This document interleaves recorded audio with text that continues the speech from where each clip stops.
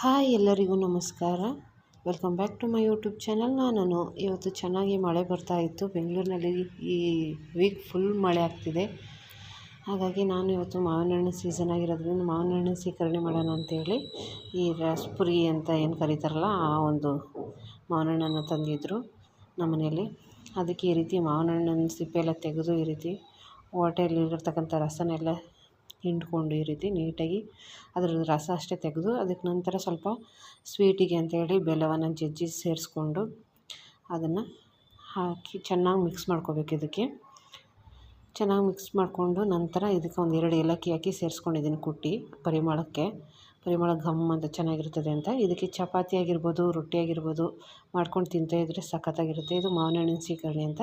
ಈ ಒಂದು ರೆಸಿಪಿ ಇಷ್ಟ ಆಗಿದರೆ ನನ್ನ ಯೂಟ್ಯೂಬ್ ಚಾನಲಲ್ಲಿ ಲಿಂಕ್ ಇದೆ, ದಯವಿಟ್ಟು ಅಲ್ಲಿ ಹೋಗಿ ನೋಡಿ, ಒಂದು ಲೈಕನ್ನು ಮಾಡಿ. Thank you all.